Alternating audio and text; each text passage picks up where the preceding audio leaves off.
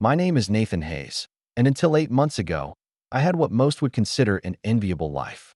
I'm the chief financial strategist at Meridian Capital, one of Chicago's most prestigious investment firms. I specialize in market analysis for tech startups, and my quarterly reports have been featured in several financial publications. But professional success was only part of what defined me. I was also half of what our friends called Chicago's golden couple. Rebecca and I met during our MBA program at Northwestern. She was focusing on corporate leadership while I was diving deep into financial analysis.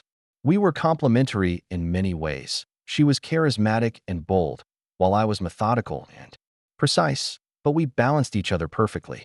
After graduation, we both landed positions at prestigious firms in Chicago's financial district.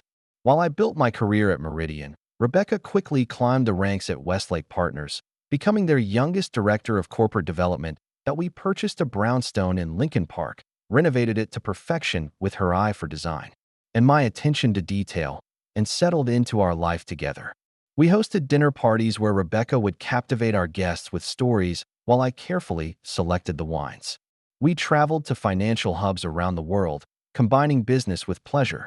We were saving for our future, planning to start a family once we'd reached certain career milestones. Everyone thought we had the perfect marriage. Even I believed it. Rebecca was ambitious and driven, often working late as she navigated the competitive world of corporate acquisitions. When she was promoted to lead Westlake's technology acquisitions division 2 years ago, I couldn't have been prouder. Her client list included some of the most promising startups in the Midwest, and she expertly navigated the complex negotiations that made Westlake a leader in the market. "You should see how she commands a room," her colleague Tyler told me at the company holiday party last year. She walks into a negotiation, and within minutes, everyone's hanging on her every word. It's like watching a master class in deal-making. I smiled, watching Rebecca across the room as she laughed with the CEO, her hand casually gesturing to emphasize a point. That was my wife, confident, charismatic, and completely in her element. "You're a lucky man," Tyler added, following my gaze. "I know it." I replied that I had no idea how wrong I was. The first signs appeared so gradually that I dismissed them.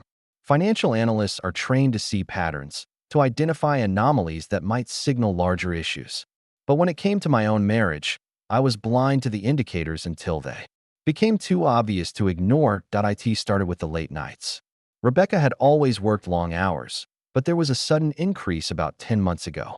She explained that Westlake was pursuing a major acquisition of quantum software, a rising star in cybersecurity led by their brilliant founder, Alex Donovan. "He's particular about who he works with," Rebecca told me one night as she packed her tablet at 9 p.m., preparing to head back to the office. "But landing this acquisition would be transformative for my division at Westlake." I nodded, understanding the demands of high-stakes deals. "Just don't burn yourself out," I said, kissing her goodbye. "I miss having you around." She smiled distractedly. "It's just until we close this deal." But even after the acquisition was announced to great acclaim, the late nights continued. Then came the weekend meetings, the sudden business trips to New York, and the constant text messages that would make her smile at her phone in a way she rarely smiled at me anymore. Her habits changed in subtle ways too. She began wearing new perfume, spending more time on her appearance, and buying expensive clothes that I never saw her wear at home. Once, I found a receipt in her wallet while looking for a parking ticket, a Chicago luxury hotel on a Tuesday afternoon. When I asked about it, she explained it away as a venue for a client dinner. "You know how it works, Nathan. The team needs to evaluate spaces before booking them for important clients." She said casually that I wanted to believe her. But the analyst in me couldn't ignore the discrepancies developing in our relationship, the information being withheld, the explanations that didn't align with the evidence, the growing distance between us. One evening, I tried to bridge that distance. I made reservations at Rebecca's favorite restaurant, bought her favorite flowers, and suggested we take the night off to reconnect. "I can't tonight," she said, barely looking up from her phone. "Alex needs the revised valuation figures by tomorrow morning." "Alex," I repeated. "You mention him a lot these days." She finally looked at me, her expression carefully neutral. "He's my biggest client, Nathan. Of course I mention him. Is that all he is? A client?" Her eyes flashed with something, annoyance. Guilt? Before she composed herself. What exactly are you implying? I don't know, I said honestly. But something feels different, Rebecca. You're different. She sighed and set down her phone. I'm under tremendous pressure at work. This deal is a career maker for me. I need you to understand and support me right now, not question my every move. I backed down, feeling guilty for pressing her. That night, she left for another emergency meeting, and I sat alone in our beautifully designed home, wondering when the financial projections of our marriage had become so unreliable. They say spouses are usually the last to know. In my case, it wasn't a dramatic revelation, no lipstick on the collar or suspicious phone call. Instead, it was a series of small inconsistencies that finally coalesced into a pattern I could no longer ignore. The definitive moment came on a rainy Thursday in April. A client meeting was unexpectedly rescheduled, leaving my afternoon free. On impulse, I decided to surprise Rebecca with lunch. She had mentioned having a strategy session with the quantum team at their downtown office that I picked up food from her favorite sushi restaurant and headed to the quantum software headquarters. At the reception desk, I asked for Rebecca Hayes. The receptionist looked puzzled. I'm sorry, there's no one by that name here today. She's not with the Westlake Partners team? They should be in a meeting with Alex Donovan. The young woman checked her tablet. Mr. Donovan is working from home today, and there's no meeting with Westlake Partners on the schedule. I thanked her and left, the bag of sushi growing cold in my hands. I sat in my car, rain drumming on the roof, and called Rebecca's office. Rebecca Hayes's office, her assistant, answered. Hi, Jamie, it's Nathan. Is Rebecca available? A pause. She's not in today. She had a migraine and decided to work from home. I hung up, a cold certainty settling in my stomach. I opened my laptop and accessed our shared mobile account. One number appeared repeatedly in her recent calls, sometimes with conversations lasting hours, often late at night or early in the morning. Next, I checked our credit card statements. There were charges from hotels, restaurants I'd never been, to a jewelry store where I hadn't purchased anything. Finally, I did something I'd never imagined doing. I activated the location tracking on her phone. The blue dot appeared on the map at an address in Lake Forest, one of Chicago's most exclusive suburbs. I drove there methodically, rain still pounding on my windshield. The house was impressive, a modern masterpiece with dramatic lines and walls of glass overlooking Lake Michigan. In the circular driveway sat Rebecca's Audi, parked next to a Tesla Model S. I didn't approach the house. I didn't need to. I knew whose home it was, Alex Donovan's. I'd seen it featured in Chicago Home and Design magazine just months earlier. I sat there for nearly an hour, watching the rain streak down my windows, obscuring the house where my wife was with another man. A married man.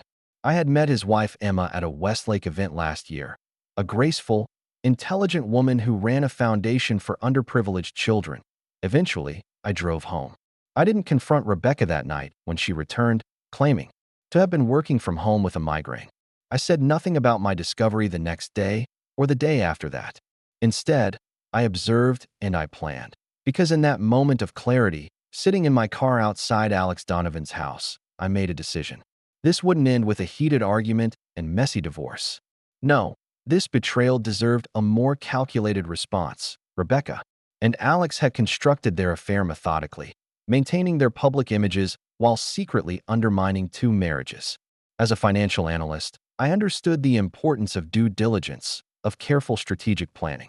So I would design something too, a comprehensive strategy for consequences that would be executed with precision. The rain had stopped by the time I drove home, but the storm within me was just beginning.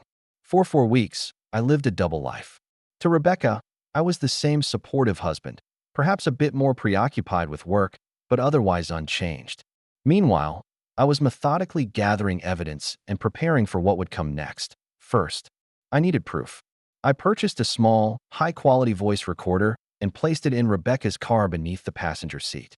I installed monitoring software on our home computer that logged all communications. I engaged a private investigator, an expense I justified as an investment in my future. Within days, I had all the confirmation I needed. The recordings captured phone conversations between Rebecca and Alex discussing their relationship, planning their meetings, even laughing about their spouse's ignorance. The emails contained intimate exchanges and plans for a weekend trip to Napa Valley. but evidence was just the beginning. I needed to understand the full scope of their deception before I could respond appropriately. I discovered their affair had been going on for nearly 11 months. I learned that Alex had helped Rebecca secure several major clients by sharing insider information about acquisition targets.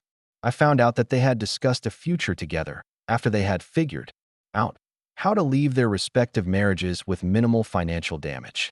Emma would destroy me in court if she found out, Alex said in one recorded conversation. We need to be strategic about this. Nathan would never suspect anything, Rebecca had replied. He's too focused on numbers to see what's happening right in front of him. We just need more time to get everything in place. Those words hardened my resolve. This wasn't just an affair. It was a calculated deception with me cast as the oblivious fool. Next, I secured my financial position. I consulted with Elaine Winters, a divorce attorney known for her strategic approach, without Rebecca's knowledge. On Elaine's advice, I gathered all financial records, documented our assets, and quietly moved certain funds into separate accounts.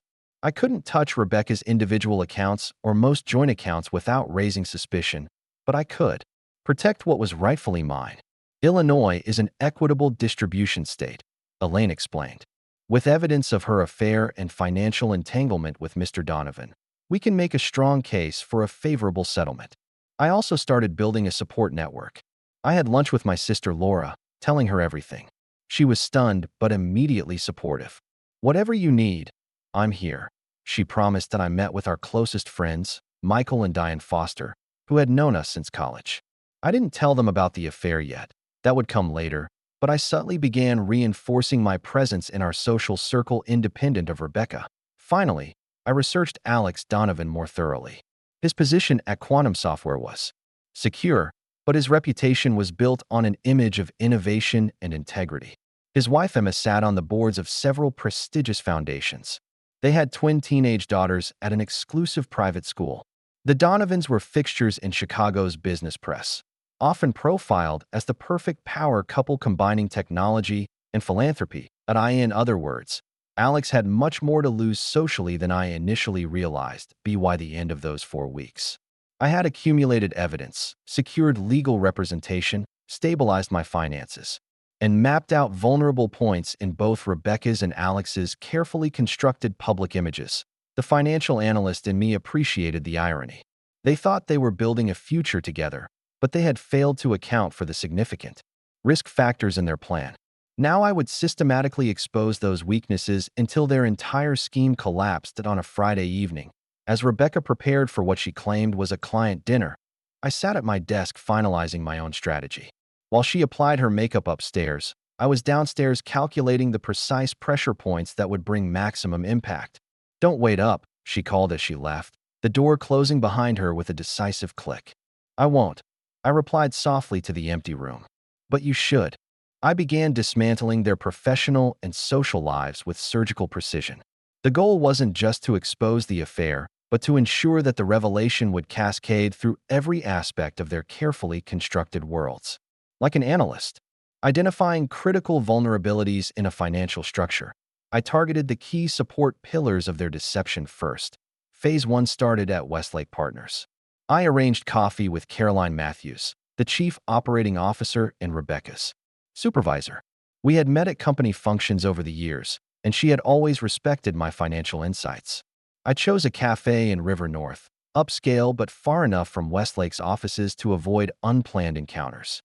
This is a pleasant surprise, Caroline said as we sat down. Her professional demeanor was warm but curious. How have you been, Nathan? Concerned. To be honest, I replied, allowing a carefully measured amount of vulnerability to show.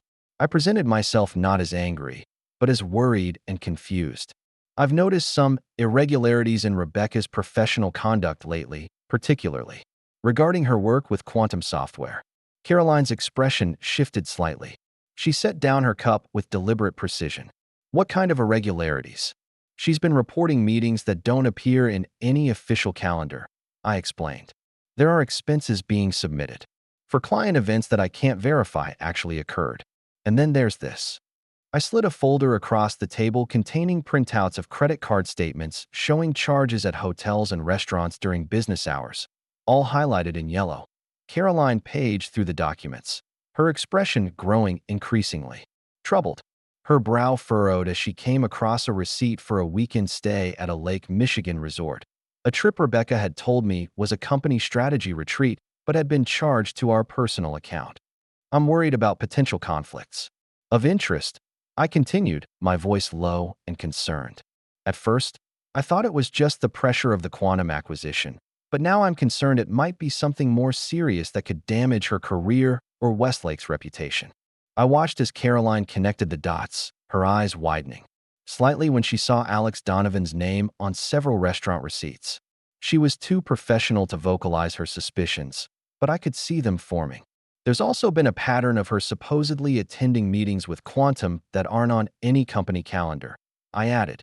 I called their office once when she said she was there, and they had no record of any meeting. Caroline closed the folder and tapped her fingertips on its surface. Thank you for bringing this to my attention, Nathan. I'll look into it carefully. May I keep these documents? Of course, I nodded. I just want what's best for everyone involved. Phase 2 targeted Alex's professional circle. I didn't approach Quantum directly. That would be too obvious. Instead, I reached out to Jordan Russell, a prominent tech journalist who covered the cybersecurity industry for The Digital Edge, an influential publication where I occasionally contributed financial analysis. That we met at his office, surrounded by awards and tech memorabilia. Jordan had always respected my market insights, and I was about to leverage that respect. I've been analyzing some concerning practices in acquisition negotiations, I told him as we settled into his cluttered office. There are situations where personal relationships are potentially compromising corporate governance standards. Jordan leaned forward, journalistic instinct engaged. Are we talking about specific companies? I'd rather not name names yet, I said cautiously, playing the role of the reluctant whistleblower. But it involves significant cybersecurity investments, the kind your readers would care about. Like the Westlake Quantum deal? He asked, glancing at a draft article on his computer. I'm working on a follow-up piece about that acquisition. I let my gaze linger on his screen, then looked back at Jordan with a concerned expression. It would be unfortunate if respected publications inadvertently gave credibility to deals that might involve improper information sharing. The tech industry is built on trust and innovation. When those are compromised, I trailed off deliberately, letting Jordan fill in the blanks. I knew he prided himself on his journalistic integrity. Even the suggestion that he might be inadvertently promoting unethical practices would concern him. What exactly are you suggesting? He pressed, his interest now fully engaged. I'm suggesting that there might be more to the relationship between certain executives and acquisition targets than appears in press releases, I replied. Relationships that could compromise corporate governance, potentially violate SEC regulations, or breach fiduciary duties. This sounds like something we should investigate before publishing anything further about these acquisitions, Jordan mused, his mind already shifting from promotional coverage to investigative reporting. I nodded. Solemnly, I'd hate to see your publication's reputation affected if these issues come to light after you've featured the deal so prominently. Perhaps a broader piece on ethics in tech acquisitions might be more appropriate first. By the time I left, Jordan was reconsidering his follow-up piece and planning an investigative article on ethics in tech acquisitions. He had made notes about potential conflicts of interest and was already thinking about sources to contact. Again, I hadn't made direct accusations, but I had ensured that questions would be asked, questions that would lead inevitably to Alex Donovan and his unusually close relationship with Westlake's director of corporate development. The third phase was social, and perhaps the most delicate. Emma and Alex Donovan were hosting their annual charity gala for educational technology the following weekend. It was one of Chicago's premier social events, attended by tech leaders, investors, and philanthropists. Rebecca was supposedly attending as Westlake's representative, though I knew her actual role would be quite different. That I contacted Emma Donovan directly, something I had never done before. I had met her only twice at industry events, but she had impressed me as intelligent, perceptive, and deeply protective of her family's values. She was exactly the kind of woman who would act decisively once she suspected her husband's infidelity. Mrs. Donovan, this is Nathan Hayes, Rebecca Hayes' husband, I said when she answered her private line. I apologize for contacting you directly. but I needed to speak with you about a sensitive matter. Of course, Mr. Hayes. What can I help you with? Her voice was polite but guarded. I understand you're hosting the EdTech Foundation Gala this weekend. Rebecca mentioned she'd be attending in an official capacity for Westlake. That's right. Your wife has been very supportive of our initiatives. There was genuine warmth in her voice when she mentioned the foundation. I'm glad to hear that, I said carefully, modulating my tone to convey reluctance and concern. However, I wanted to make you aware that Rebecca has been experiencing some professional boundary issues lately. There have been concerns raised at Westlake about her relationship with certain clients. A pause followed. I'm not sure I understand, she said finally, her voice now cautious. I'm in an uncomfortable position, Mrs. Donovan. As her husband, I want to support Rebecca, but I'm also concerned about her behavior affecting your event. Perhaps it would be best if another Westlake representative attended instead. I let the implications hang in the air. Another pause followed. When she spoke again, her voice had a steely quality beneath the politeness. Thank you for bringing this to my attention, Mr. Hayes. I'll speak with Caroline at Westlake directly. Perfect. Now Emma would contact Caroline, who was already investigating Rebecca's irregularities. The connections were beginning to form into a web that would soon entangle both Rebecca and Alex. The final phase of social dismantling was the most direct. I invited Michael and Diane Foster, our closest friends, to dinner at our home on an evening when I knew Rebecca would be with Alex. Michael and I had been friends since college, and he and Diane had been our most consistent social companions. Since moving to Chicago, I prepared Rebecca's favorite meal, seared scallops with risotto, asparagus with hollandaise, and tiramisu for dessert. I set the dining room table with our best china and crystal, opened an expensive bottle of wine, and put fresh flowers in the center. When the Fosters arrived, they were confused to find Rebecca absent. She had an unexpected client emergency. I explained as I served the appetizers, my expression a carefully crafted blend of disappointment and resignation. She sends her apologies. That's happening a lot lately, Diane observed with friendly concern. Is everything okay with her job? That's what I thought at first, I replied, allowing my worry to show. But to be honest, I'm concerned about her. She's been so distant lately, always working late, always with this particular client. I pulled out my phone. In fact, let me try calling her again. I dialed her number, putting it on speaker. It went straight to voicemail. Then I frowned, as if struck by a thought, and opened the location tracking app. That's strange. She said she was at the office, but her location shows she's been in Lake Forest for hours. I turned my phone screen to show them the blinking dot. That represented Rebecca's location. Isn't that where that tech CEO lives? The quantum guy? Michael asked. He worked in venture capital and knew the industry well.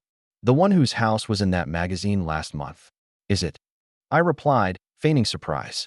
How odd. She told me she was meeting with the strategy team at Westlake headquarters downtown. Michael's expression darkened slightly. He had always been protective of me. Nathan, how long has this been going on? I'm not sure what this is, I said, my voice carefully calibrated to sound confused rather than accusatory. But she's been distant for months.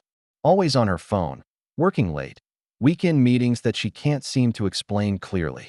I shook my head. I'm sure there's a reasonable explanation.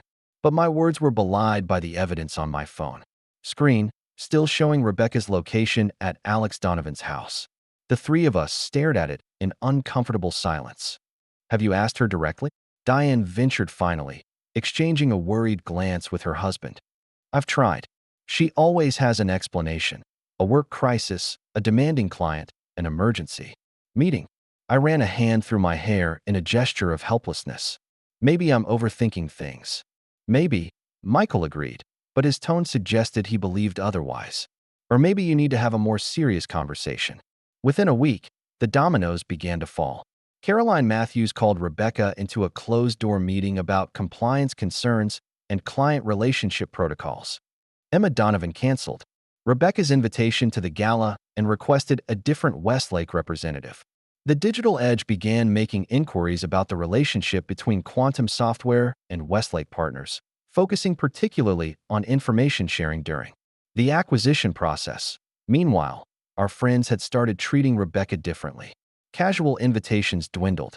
When we did attend social functions together, I noticed subtle changes in how people interacted with her. Slightly cooler greetings, conversations that shifted when she approached, sympathetic glances directed at me when they thought I wasn't looking. The pressure was building, and neither Rebecca nor Alex understood why their carefully maintained facade was suddenly developing cracks. They didn't realize that a financial analyst knows exactly where to apply pressure to cause a structured collapse. The night Caroline Matthews placed Rebecca on administrative leave pending an investigation, she came home earlier than usual. Her face was pale, her normally confident posture diminished. She poured herself a generous glass of wine and sat at our kitchen island, staring into space. "Rough day?" I asked calmly, preparing dinner as if nothing was amiss. "Caroline is auditing all my client interactions and deal documentation," she said, her voice hollow. "Someone has been suggesting improprieties in how I managed the quantum acquisition." "That sounds serious," I observed. "Any idea who would do that?" She shook her head, taking a large sip of wine. "It doesn't make sense. It feels coordinated. Somehow." Emma Donovan canceled my invitation to the gala. That tech journal is asking questions about information sharing during the acquisition, and now Caroline is reviewing all my communications with Quantum.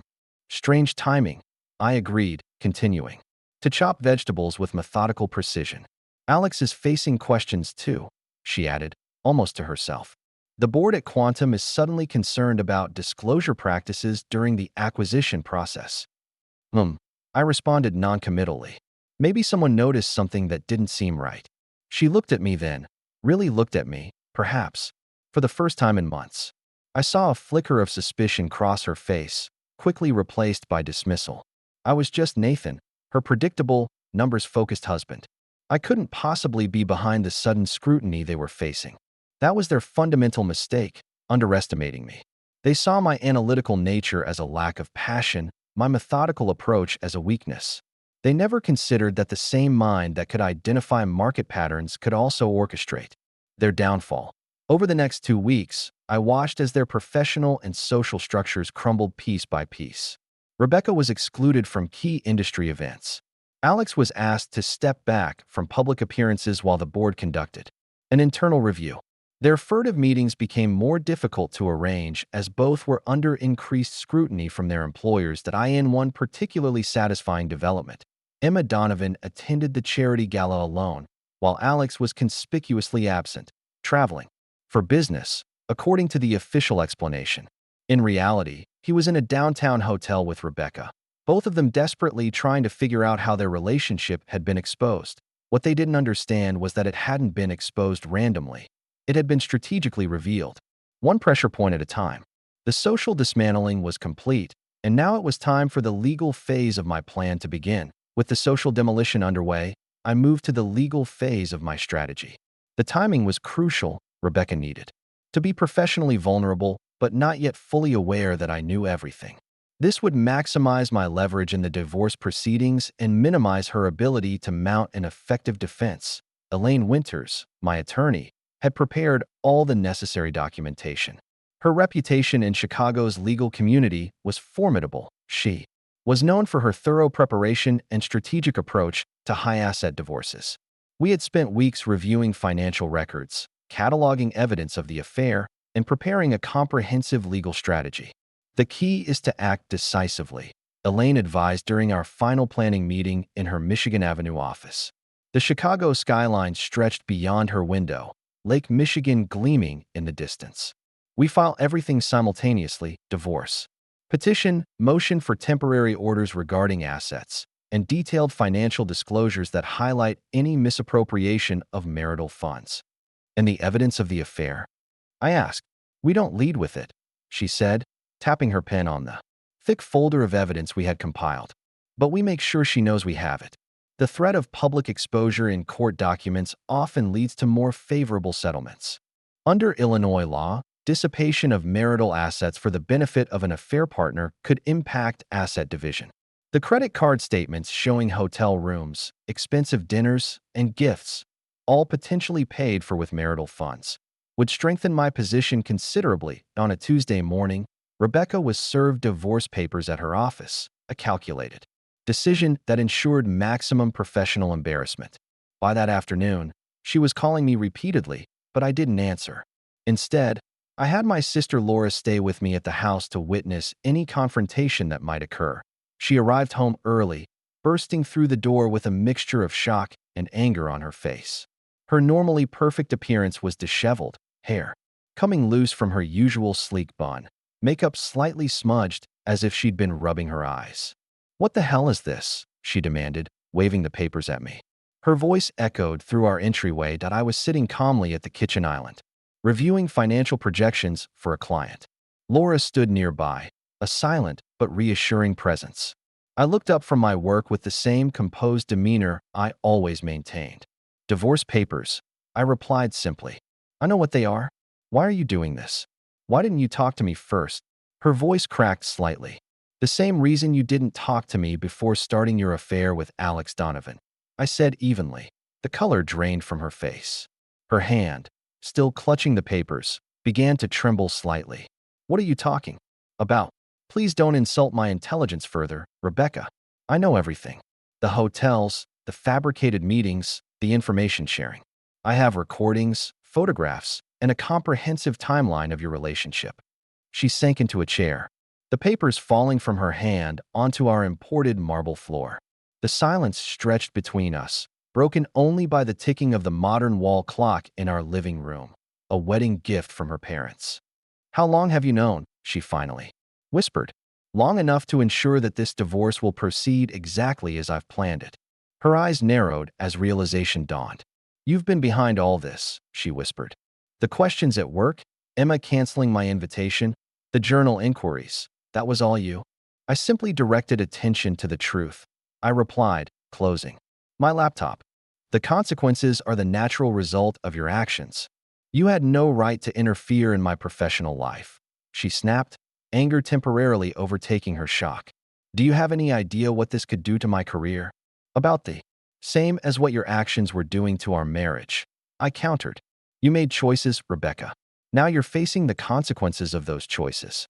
Laura shifted uncomfortably behind me, but maintained her silence. "What do you want?" Rebecca asked finally, her voice hollow. "What I want is clearly outlined in those papers. I'm keeping the brownstone. I'm keeping my investment portfolio. We'll divide the joint accounts equitably, but any funds you use to conduct your affair will be deducted from your share. You'll take your personal belongings and your car. No alimony either way." "That's ridiculous," she protested. "I'm entitled to half of everything. The house, your investments. I supported your career. You were." I corrected her. "Before you used our joint funds to finance an affair and attempted to hide assets. My attorney has documented everything. Rebecca, fight me on this, and not only will you lose in court, but I'll ensure that every detail becomes part of the public record." I held up a USB drive. "Every conversation you had in your car about leaving me once you had figured out how to protect yourself financially.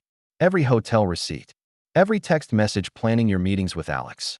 All of it would become public record, available to the court, to Westlake's board, to Emma Donovan's divorce attorney." She stared at the small device as if it were a weapon, which, in a sense, it was. "You wouldn't," she whispered. "I would prefer not to," I acknowledged. "But make no mistake, Rebecca, I will if necessary. You and Alex planned to discard Emma, and me once it was financially convenient. You don't get to dictate terms now."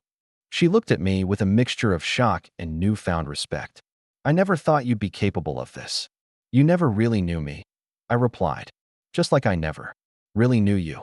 Over the next 8 weeks, the legal process unfolded exactly as planned.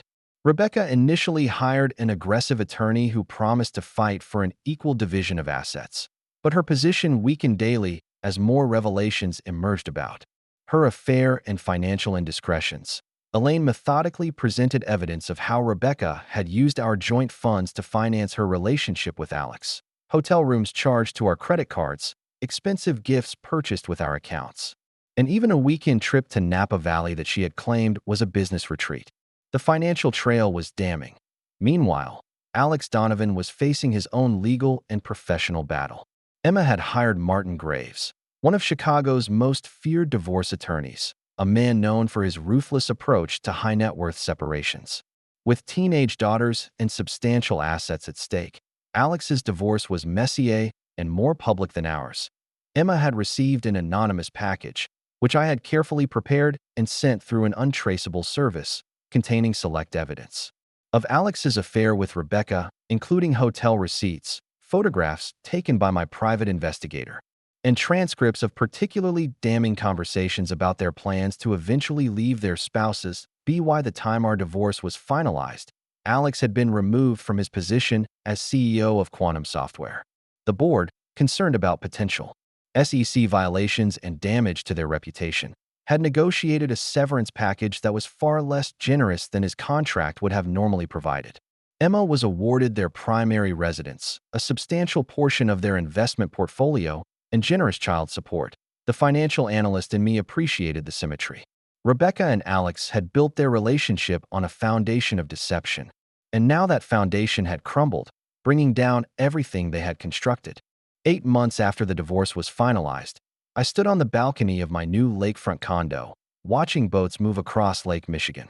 The modern glass and steel structure provided panoramic views of the lake and the Chicago skyline, offering a fresh perspective that matched my new outlook on life. I had kept our Lincoln Park brownstone, but found myself unable to live there comfortably after everything that had happened. Too many memories lingered in those carefully appointed rooms. I rented it out for substantial monthly income and used part of the proceeds from our financial settlement to purchase this waterfront property, a place with no history, where I could begin again. Professionally, my position at Meridian Capital had strengthened. My work had always been precise and insightful, but now I approached it with a renewed focus and creativity born from personal adversity. My analysis of emerging tech markets had garnered attention throughout the industry, leading to a promotion to executive partner. "You've always been talented," my colleague Mark remarked during a strategy meeting. "But there's something different about your approach lately. It's more, I don't know, decisive? Confident." I smiled, looking at the projections displayed on the boardroom screen. "Let's just say I've gained a new perspective on risk assessment." As for Rebecca, her career trajectory had changed dramatically. She was no longer with Westlake Partners. Whether she resigned or was terminated remained a subject of industry speculation. After several months of professional limbo, she had accepted a position with a smaller firm in Boston, effectively removing herself from Chicago's financial scene. The prestigious industry publications that once featured her no longer mentioned her name. Alex Donovan had fared even worse. The board's investigation into his conduct during the Westlake acquisition had uncovered evidence of improper information sharing. While no formal charges were brought, his reputation in the tech industry was severely damaged. Last I heard, he was attempting to launch a startup in Seattle with limited success, his days as a celebrated tech visionary behind him. Emma Donovan had transformed her experience into purpose. She expanded her foundation's work to include support for families affected by divorce, and she occasionally spoke at women's leadership conferences about resilience and rebuilding. We had coffee once, about 6 months after everything concluded, a strange meeting of two people connected by betrayal, but never truly by friendship. "I should thank you, Nathan," she said quietly as we sat in a small cafe overlooking Millennium Park. "Though your methods were unconventional." "I didn't do it for thanks," I replied honestly. She studied me with perceptive eyes. "No, you did it for justice. Or perhaps revenge. Sometimes the line between them blurs." I couldn't disagree with her assessment that my own healing came gradually. I reconnected with friends who had drifted away during my marriage, people Rebecca had deemed not ambitious enough for our social circle. I began rock climbing at an indoor gym downtown, finding satisfaction in the methodical problem-solving required to scale increasingly difficult routes. I started mentoring young financial analysts at Meridian, finding unexpected fulfillment in helping others navigate the complexities of our industry. Laura remained a steady presence in my life, never judging the calculated approach I had taken to dismantling my marriage. "You deserved better than what she gave you," she said simply when I occasionally questioned my own actions. "You protected yourself. No one can fault you for that." Perhaps the most unexpected development came 6 months after the divorce was finalized. I was giving a presentation at a financial technology conference in New York when I noticed a woman in the audience asking particularly insightful questions. Dr. Samantha Chun was an economist specializing in technology market impacts, teaching at Columbia while consulting for several investment firms that we debated the future of blockchain applications over coffee after my presentation, and I found myself engaged in the kind of intellectual exchange I had missed for years.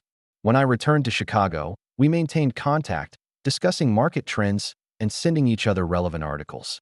3 weeks later, she visited Chicago for a symposium, and we had dinner, a purely professional meeting that somehow lasted until midnight. You analyze everything like a financial projection, don't you? She observed with amusement as I methodically dissected the restaurant's wine list. Occupational hazard, I admitted. Though recent experience has taught me that some variables can't be predicted. The human element, she nodded. It's what makes economics fascinating and frustrating. Unlike Rebecca, Samantha didn't need to command every room she entered. Her confidence was quieter but no less formidable. She had built her reputation on substance rather than style, earning respect through rigorous research and astute observations. We were different in many ways, but we shared a fundamental appreciation for analysis and truth. As winter turned to spring, our professional relationship evolved into something more personal. We moved cautiously. Both of us had experienced enough to value honesty above all else. There was no rush, no grand declarations or elaborate gestures. Just two people gradually building trust through consistent actions and transparent communication that on a crisp October evening, almost exactly a year after my divorce was finalized, I hosted a small dinner party at my lakefront condo. Michael and Diane were there, along with Laura and her husband, and Samantha, who had been spending increasing amounts of time in Chicago.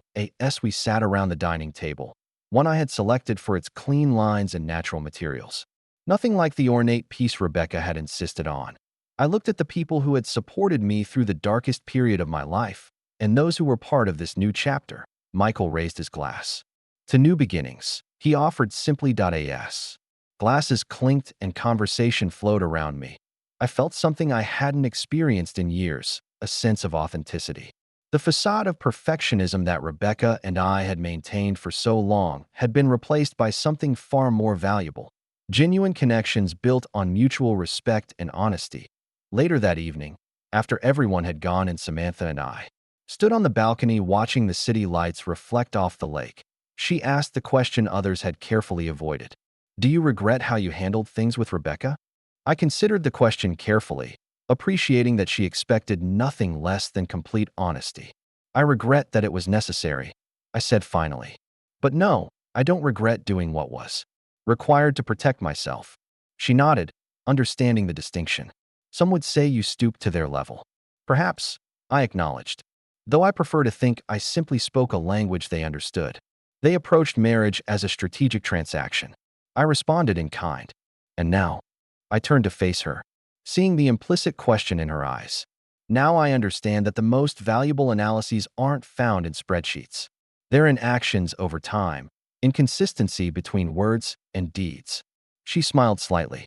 So even revenge taught you something worthwhile. It wasn't about revenge, ultimately, I realized as I said it. It was about recalibration, about ensuring that actions had appropriate consequences. A financial analyst understands that markets eventually correct imbalances. What Rebecca and Alex had failed to account for was that relationships operate under similar principles. Their deception had created an unsustainable imbalance. My strategy had simply accelerated the inevitable correction. As I looked out at the lake stretching toward the horizon, I felt a sense of completion. The blueprint had been executed perfectly, the structure of deception dismantled systematically. But more importantly, I had built something new from the cleared foundation, a life that was more honest, more balanced, and ultimately more valuable than what had been lost. That if you found this story compelling, please subscribe to our channel for more real-life accounts of betrayal and its consequences. Remember, these stories are shared not to promote vengeance, but to illustrate the human capacity for resilience in the face of profound betrayal. Sometimes, the best revenge isn't about getting even, it's about getting better.